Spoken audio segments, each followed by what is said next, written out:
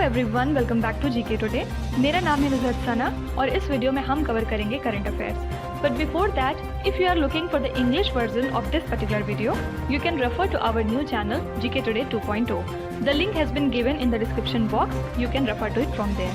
इसके अलावा जो भी हमारे हिंदी स्टूडेंट्स हैं उनको मैं बता दूं कि ये questions GK today Android application में चल रही हमारी डेली 20 MCQ सीरीज 2022 से लिए गए हैं। इसलिए अगर आप इन क्वेश्चंस को टेक्स्ट फॉर्म में चाहते हैं इसके एक्सप्लेनेशन और क्विज के साथ, तो आप ज्वाइन कर सकते हैं हमारी इस डेली 20 MCQ सीरीज को, जो कि अवेलेबल है जीके टुडे एंड्रॉयड एप्लीकेशन पे। तो अब आपका ज़्यादा टाइम नहीं लेते हुए चलिए शुरू करते हैं। Good morning everyone, welcome back to GK today. और आज हम डिस्कस करेंगे 24 फरवरी के सबसे मोस्ट इंपॉर्टेंट करंट अफेयर्स। तो चलिए शुरू करते हैं। Question number 1, Khajuraho dance festival is a famous event organised in which Indian state? तो हाल ही में 48th खजुराहो फेस्टिवल कमेंस किया गया कहाँ पे? मध्य प्रदेश में। ठीक है, और ये कब तक चलेगा? 26 फरवरी 2022 तक। एक्चुअली जो खजुराहो डांस फेस्टिवल है ये ऑर्गेनाइज किया जाता है खजुराहो में, जो कि कहाँ है? छतरपुर डिस्ट्रिक्ट में, मध्य प्रदेश के। ठीक है, और ये जो फेस्टिवल था इसकी थीम क्या थी? आज़ादी का अमृत महोत्सव। और सिर्फ इंडिया से ही नहीं बल्कि दूर दराज से लोग यहाँ पे आते हैं परफॉर्म करने के लिए फेस्टिवल में। ठीक है, अब मध्य प्रदेश के बारे में दो बातें करेंगे जिस वजह से न्यूज़ में बना हुआ था। सबसे पहली बात यह कि मध्य प्रदेश ने अपने प्रोफेशनल एग्जामिनेशन बोर्ड का नाम चेंज करके क्या कर दिया है? मध्य प्रदेश कर्मचारी चयन आयोग। ठीक है, पहले क्या था? व्यापम। ओके, और सेकेंड बात क्या थी मध्य प्रदेश के बारे में कि यहाँ पे हाल ही में एशिया का biggest bio CNG plant inaugurate किया गया है इंदौर में। ठीक है, और ये जो प्लांट है इसकी कैपेसिटी है 550 मेट्रिक टन्स पर डे, जो कि पूरे एशिया में सबसे ज़्यादा है। ठीक है, अब डांस फेस्टिवल की बात करें तो कुछ इंपॉर्टेंट हम लोग डांस एक बार देख लेते हैं जो फ्रिक्वेंटली आपके एग्जाम में एज अ स्टैटिक जीके पूछा जाता है। इसमें से फर्स्ट है भरतनाट्यम। कौन से स्टेट से है? तमिलनाडु। सेकंड है कथक, ये है यूपी का डांस। फिर है कुचिपुड़ी, ये है आंध्र प्रदेश का। इसके बाद गरबा सब जानते हैं, गुजरात का है। फिर एक इम्पॉर्टेंट है फगुआ, ये है झारखंड का डांस। ठीक है, फिर कुछ बहुत इजी भी होते हैं, फॉर एग्जांपल उड़ीसी, नाम से ही पता चल रहा है ये उड़ीसा का है। इसके अलावा एक है मणिपुरी, ये भी इजी है, मणिपुर का है। फिर इसके बाद है कथकली, कथकली बहुत पूछा जाता है एग्जाम में, ये है केरला का। फिर सत्रिया, ये असम का है। फिर इसके बाद है झूमर, झूमर है हरियाणा का डांस। याद रखिएगा झूमर और घूमर ये दोनों अलग अलग हैं। ठीक है, कंफ्यूज नहीं करिएगा। झूमर हरियाणा का डांस है और घूमर कहाँ का है? राजस्थान का। आपने गाना भी सुना होगा, घूमर घूमर घूमर करके एक गाना है, राइट। इसके बाद है मोहिनी अट्टम, ये कौन से स्टेट का है? केरला। फिर है रॉफ, ये है जम्मू कश्मीर का। ये बहुत ज़्यादा इंपॉर्टेंट है। ठीक है, इसमें से दो बहुत इंपॉर्टेंट हैं और इसको मैं 3 स्टार्स देती हूँ।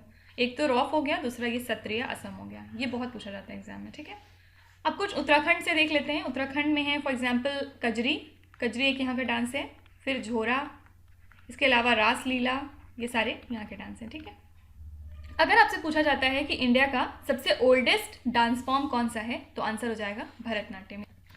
Next question, the supreme court has scraped the gender cap on performers in orchestra bars in which state recently? Actually Maharashtra की अथॉरिटीज़ ने ये कैप लगा के रखी थी कि जो नंबर ऑफ फीमेल और मेल परफॉर्मर्स आते हैं ऑर्केस्ट्रा बार्स में वो 4 ईच होने चाहिए। ठीक है, इससे ज़्यादा नहीं हो सकते। तो हाल ही में कोर्ट ने इस कैप को खारिज कर दिया है और ये कहा है कि जो फंडामेंटल राइट्स है परफॉर्मर्स का वो इससे एक्सप्लॉइट हो रहा है अंडर आर्टिकल 15(1) और article 19(1)(g) of Indian constitution. इसलिए अब ये जेंडर कैप आप नहीं लगा सकते हैं। ठीक है, इसके अलावा महाराष्ट्र में एक giant metre wave radio telescope है, ये हाल ही में न्यूज़ में था। ये एक्चुअली एक एरे है 30 फुली स्टेरेबल पैराबॉलिक रेडियो टेलीस्कोप का, और ये कहाँ है? नियर पुणे इन महाराष्ट्र। ठीक है, तो हाल ही में क्या हुआ है? Astronomers from national centre of radio astrophysics TIFR, जो कि पुणे बेस्ड ऑब्जर्वेटरी है, इन्होंने यूनिवर्सिटी ऑफ कैलिफोर्निया के साथ में मिलकर GRMT का यूज़ करके distribution of atomic hydrogen gas के ऊपर रिसर्च किया है। ठीक है, from the host galaxy of a fast radio burst. तो इतना डिटेल में जाने की ज़रूरत नहीं है। सिंपली आपसे पूछा जा सकता है कि जो giant metre wave radio telescope है ये कहाँ पे है, याद रखिएगा, महाराष्ट्र में। ठीक है, देखिए इसके अलावा अभी हाल ही में तमिलनाडु ने सुप्रीम कोर्ट का दरवाज़ा खटखटाया। किस वजह से? क्योंकि ये नहीं चाहते हैं कि इंडियन न्यूट्रिनो ऑब्जर्वेटरी को बनाया जाए वेस्टर्न घाट के वल्नरेबल इकोलॉजिकल जोन में। ठीक है, एक्चुअली स्टेट का ये कहना है कि जो कॉरिडोर है ये कनेक्ट करता है पेरियार टाइगर रिजर्व को केरला तमिलनाडु बॉर्डर के साथ में। ठीक है, तो यहाँ पे अगर आप थोड़ा भी डिस्टर्बेंस करेंगे तो यहाँ पे जो टाइगर्स हैं उनका मूवमेंट बहुत ज़्यादा इफेक्ट हो जाएगा। ठीक है, तो उनका सिंपली यही कहना है कि किसी भी चीज़ को हम लोग इनॉग्रेट नहीं कर सकते हैं या स्टार्ट नहीं कर सकते हैं एट द कॉस्ट ऑफ वहाँ की इन्वायरमेंट या फिर वाइल्ड लाइफ। ओके, तो बस यही इनकी बात थी। इसके अलावा हाल ही में हमने देखा है कि कर्नाटका की हाई कोर्ट ने कर्नाटका पुलिस अमेंडमेंट एक्ट 2021 के प्रोविजंस को खारिज कर दिया है। ठीक है, इसके अंदर में क्या था, इन्होंने ऑनलाइन गेम्स को बैन किया हुआ था और ये जो डिवीज़न बेंच है इसको हेड कौन करता है? चीफ जस्टिस ऋतुराज अवस्थी और जस्टिस कृष्णा एस दीक्षित। ठीक है, इन सब चीज़ों के अलावा हमने पिछले दिनों देखा है कि अथॉरिटी फॉर एडवांस रूलिंग यानी AAR ने कर्नाटका बेंच की ये रूल कर दिया है कि अब 18% का GST लगेगा उस इनकम के ऊपर जो कि अर्न की जाती है from providing the guest lectures. तो ये फिगर जरूर याद रखिएगा। Okay, 18%। Question number 3, which Indian city has been elected as the host of 2023 international Olympic committees IOC session. जैसे कि हम जानते हैं इंडिया होस्ट करेगा 2023 का इंटरनेशनल ओलंपिक कमेटी का सेशन कहाँ पे? मुंबई में। ठीक है, और सिंस 1983 ये पहली बार है जब इंडिया होस्ट करेगा IOC सेशन और 1983 में 86 सेशन इसका कहाँ पे होस्ट किया गया था? न्यू दिल्ली में। ठीक है, तो कब होगा ये पर्टिकुलर सेशन? मई या फिर जून मंथ में, और इसमें 2030 के विंटर ओलंपिक्स के लिए भी होस्ट का इलेक्शन किया जाएगा। साथ ही साथ स्पोर्ट प्रोग्राम का अरेंजमेंट किया जाएगा for Los Angeles 2028 Olympic games. ठीक है, देखिए इसके अलावा हमने पिछले लेक्चर में देखा था कि 6th African union European union summit को हाल ही में कंडक्ट कराया गया। कहाँ पे? ब्रुसेल्स, बेल्जियम में। ठीक है, और यहाँ पे बहुत सारे अफ्रीकन यूनियन और यूरोपियन यूनियन के मेंबर्स ने पार्टिसिपेट किया और ये जो मीटिंग थी ये को चेयर किसने किया? President of European council, president of Senegal और चेयरपर्सन ऑफ अफ्रीकन यूनियन ने। ठीक है, इंपॉर्टेंट थिंग क्या है कि याद रखिएगा ये मीटिंग कहाँ हुई थी? ब्रुसेल्स में। इसके अलावा एक 2 दिन की G20 finance ministers and central bank governor meeting हाल ही में कंडक्ट कराई गई। कहाँ पे? जकार्ता में। होस्ट कौन था? ऑब्वियसली इंडोनेशिया, क्योंकि इंडोनेशिया G20 का होस्ट है। और इस पर्टिकुलर समिट को हमारे यहाँ से कौन गया था अटेंड करने? हमारी फाइनेंस मिनिस्टर निर्मला सीतारमन। इसके अलावा 2022 का म्यूनिक कॉन्फ्रेंस हाल ही में कंडक्ट कराया गया और मेजर फोकस इस पर्टिकुलर समिट का क्या था? Ukraine crisis. इंपॉर्टेंट बात क्या है? याद रखिएगा, रशिया से कोई भी डेलीगेशन इस कॉन्फ्रेंस में नहीं भेजा गया। एक्चुअली ये एक तरह का एनुअल इवेंट होता है जहाँ पे वर्ल्ड लीडर्स इकट्ठे होते हैं और वो इंटरनेशनल सिक्योरिटी रिलेटेड पॉलिसीज़ के ऊपर चर्चा करते हैं। ठीक है, इसके अलावा हमने ये भी देखा था कि USA ने हाल ही में एक रेजोल्यूशन पास किया है जिसके अंदर में इन्होंने इंडिपेंडेंट यूक्रेन को सपोर्ट करते हुए कंडेम किया है रशिया की मिलिट्री एग्रेशन को। ठीक है, तो अब USA एडमिनिस्ट्रेशन के पास पावर है कि वो इम्पोज कर सकते हैं किसी भी तरह के सैंक्शंस रशिया के ऊपर। ठीक है, क्वेश्चन नंबर 4, व्हाट इज एल्सोनियस which was discovered recently with respect to space science. तो हाल ही में साइंटिस्ट ने डिस्कवर की है सबसे बड़ी गैलेक्सी जिसका नाम है एल्सोनियस। तो एक तरह की ये जायंट रेडियो गैलेक्सी में आती है और ये हमारे यहाँ से लगभग 3 मिलियन लाइट ईयर्स अवे है। ठीक है, मतलब इतना दूर है। लेकिन इसके अलावा हाल ही में drug controllers general of India ने अप्रूव किया है कोर्बेवैक्स को बच्चों के लिए जो कि 12 से 18 साल तक में आते हैं। ठीक है, फिर इंडिया की माइनिंग मेजर वेदांता ने टाई अप कर लिया है ताइवान की इलेक्ट्रॉनिक्स मैन्युफैक्चरिंग कंपनी के साथ जिसका नाम है होन हाई टेक्नोलॉजी ग्रुप। इनके साथ में मिलके ये एक जॉइंट वेंचर क्रिएट करेंगे सेमीकंडक्टर के मैन्युफैक्चरिंग के लिए। ठीक है, इंडिया के अंदर। याद रखिएगा, अनिल अग्रवाल जो कि नॉन एग्जीक्यूटिव चेयरमैन है वेदांता के, ये चेयरमैन बनेंगे of this joint venture company. ठीक है, इसके अलावा हाल ही में हमने देखा था कि इसरो ने सक्सेसफुली लॉन्च कर लिया है अपना अर्थ ऑब्जर्वेशन सैटेलाइट 04। ठीक है, इसके अलावा इसरो ने हाल ही में डीकमीशन किया है इनसैट 4B को। ये एक तरह का इंडिया का कम्युनिकेशन सैटेलाइट था जो कि पार्ट था इंडियन नेशनल सैटेलाइट सिस्टम का, ठीक है। और याद रखिएगा, इंडियन इंस्टीट्यूट ऑफ साइंस ने हाल ही में कमीशन किया है इंडिया का सबसे मोस्ट पावरफुल सुपर कंप्यूटर। नाम क्या दिया है इसका? परम प्रवेगा, ठीक है। किसने डिज़ाइन किया है? CDAC ने, ओके। इन सब चीज़ों के अलावा हाल ही में सैमसंग ने सरपास कर लिया है इंटेल को, और सैमसंग अब बन गई है पूरी दुनिया की सबसे leading chip maker company in the terms of revenue in 2021, ठीक है। तो अब सैमसंग पूरी दुनिया की सबसे टॉप मोस्ट सेमीकंडक्टर कंपनी बन गई है, ठीक है। सैमसंग कौन सी कंट्री की है? साउथ कोरिया, और इंटेल है US की, फाइन। क्या आप बता सकते हैं कि इंडिया की फर्स्ट यंग गर्ल कौन है जिन्होंने हाल ही में नासा का प्रेस्टिजियस प्रोग्राम कंप्लीट किया है? अगर आपको याद है तो प्लीज़ आप उनका नाम कमेंट्स में लिखिए। Question number 5, which country has unveiled it's first hydrogen powered train? तो कौन सी कंट्री ने हाल ही में अपनी पहली हाइड्रोजन पावर ट्रेन को अनवील किया है? आंसर है जापान। तो जापान ने नेशनल गोल अपना क्या सेट किया है कि ये कार्बन न्यूट्रल बन जाएंगे 2050 तक, तो उसी की तरफ ये एक स्टेप है इनका। और लागत कितनी आई इन ट्रेन्स की? $35 मिलियन, ठीक है। और ये जो ट्रेनें हैं ये 140 किलोमीटर्स रन कर सकती हैं at a top speed of 100 kilometres per hour, ठीक है। मतलब एक सिंगल फिलिंग अगर आप हाइड्रोजन की करते हैं इस ट्रेन में तो आप 140 किलोमीटर्स तक चल सकते हैं इस पर्टिकुलर स्पीड के साथ, ठीक है। और ये जो ट्रेन है ये डेवलप किसने की है? ईस्ट जापान रेलवे ने in partnership with Toyota and Hitachi, ठीक है। लेकिन इसके अलावा हमने देखा है कि इंडिया ने हाल ही में अनवील किया है अपना न्यू ग्रीन हाइड्रोजन पॉलिसी, जिसमें कि बूस्ट किया जाएगा ग्रीन हाइड्रोजन को अलॉन्ग विथ ग्रीन एमोनिया।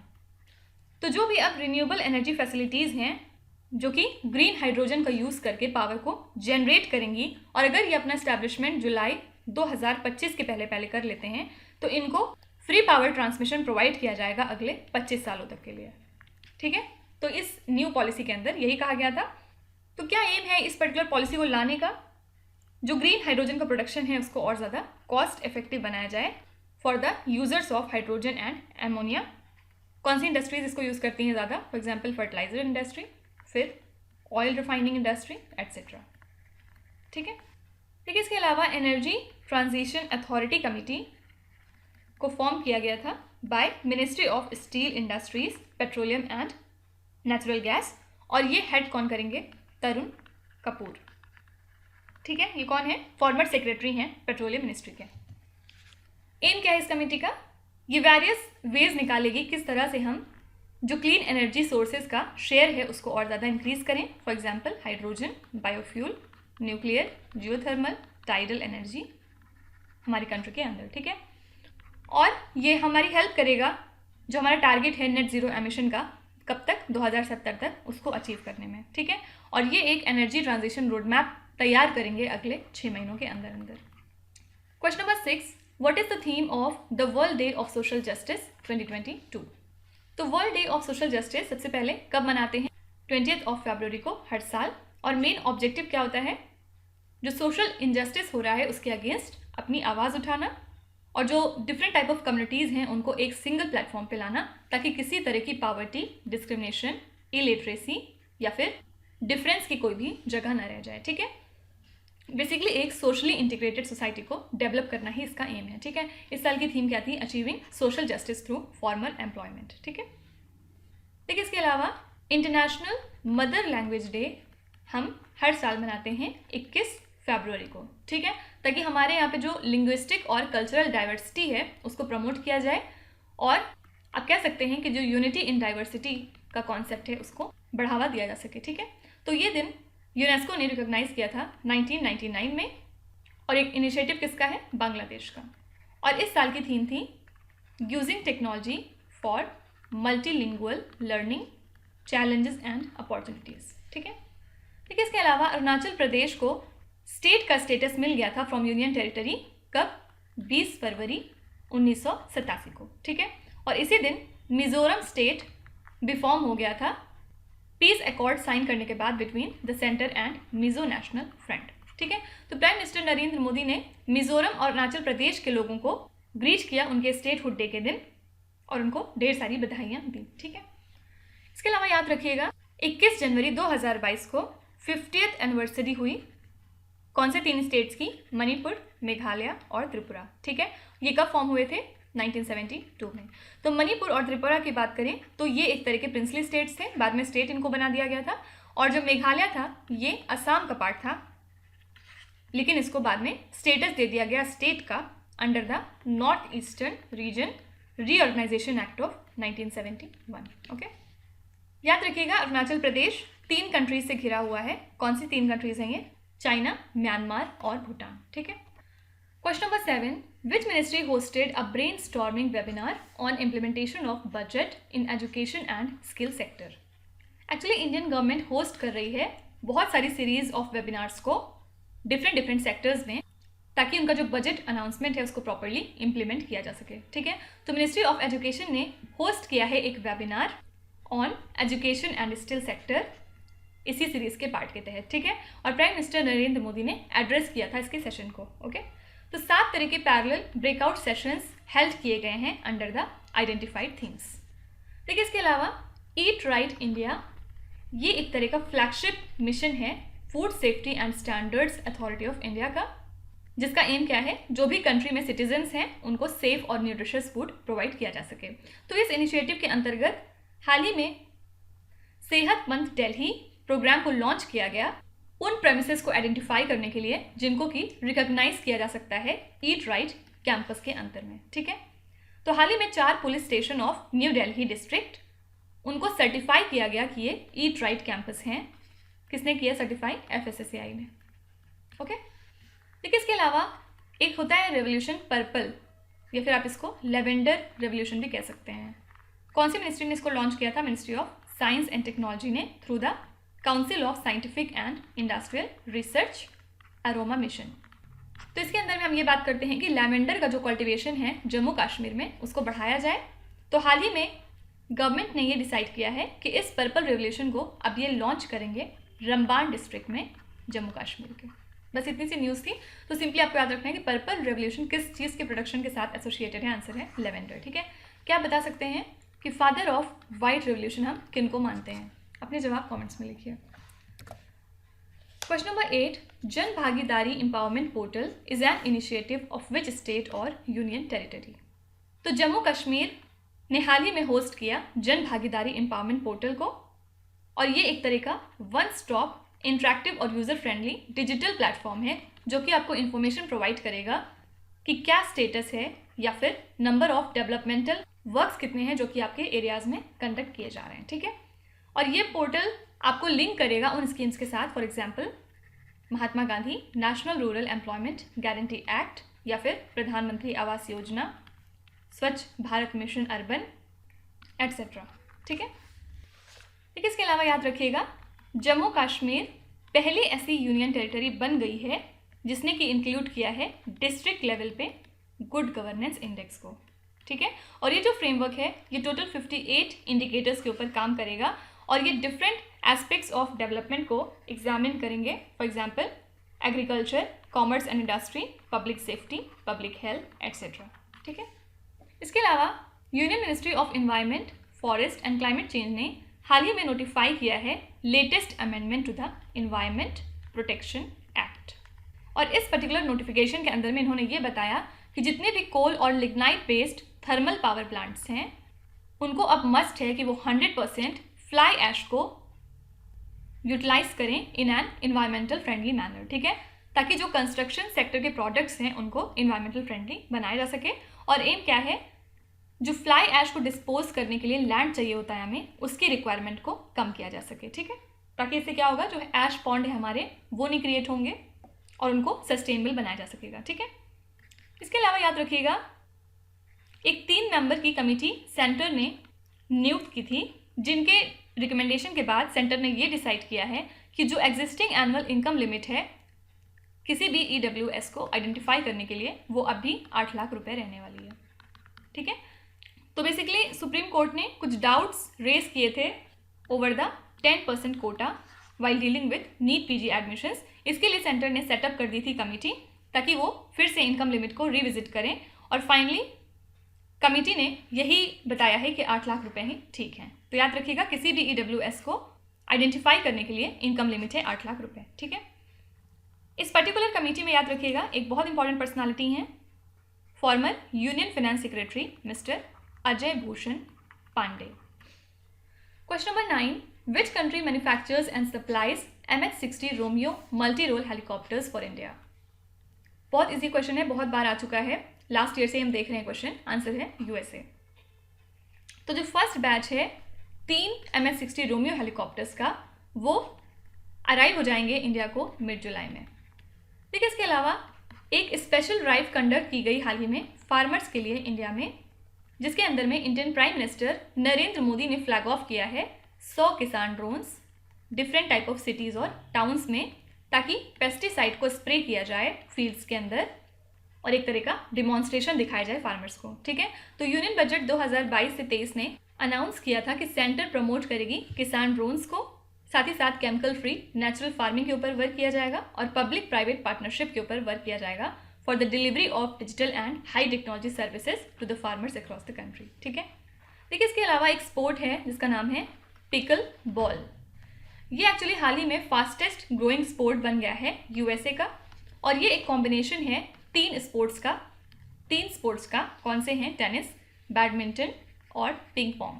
ठीक है, तो जो पहला परमानेंट पिकल बॉल कोर्ट बनाया गया था वो 1967 में क्रिएट किया गया था, और all India pickle ball association के तहत इन्होंने ये बताया है कि ये जो स्पोर्ट है पिकल बॉल, ये इंडिया में भी पहुंच गया है और लगभग 16 स्टेट्स में इंडिया के 3000 रजिस्टर्ड प्लेयर्स अभी हाल ही में मौजूद हैं। ठीक है, तो सिंपली पूछा जा सकता है कि जो नया स्पोर्ट है जो न्यूज़ में था हाल ही में, जो कि कॉम्बिनेशन है टेनिस, बैडमिंटन और पिंग पोंग का, उसका नाम क्या है? याद रखिएगा, pickle ball. Okay, last question देखते हैं। Specialised schools of excellence is an initiative of which state और यूनियन टेरिटरी। तो दिल्ली गवर्नमेंट ने स्टैब्लिश किया है स्पेशलाइज्ड स्कूल्स ऑफ एक्सीलेंस को, ताकि वहाँ के जो स्टूडेंट्स हैं उनको वर्ल्ड क्लास फैसिलिटीज़ प्रोवाइड की जा सकें अलॉन्ग विद इंस्ट्रक्टर्स। ठीक है, तो हाल ही में 11 नए specialized schools of excellence introduce किए गए हैं, और इसके साथ ही टोटल नंबर ऑफ इन टाइप ऑफ स्कूल्स का कितना हो गया है वहाँ पे? 31। ठीक है, तो ये जो स्कूल्स हैं ये प्रोवाइड करेंगे specialised education basically STEM field में। स्टेम क्या है? Science, technology, engineering and mathematics, इसके अलावा ह्यूमैनिटीज़ में और परफॉर्मिंग और विजुअल आर्ट्स में।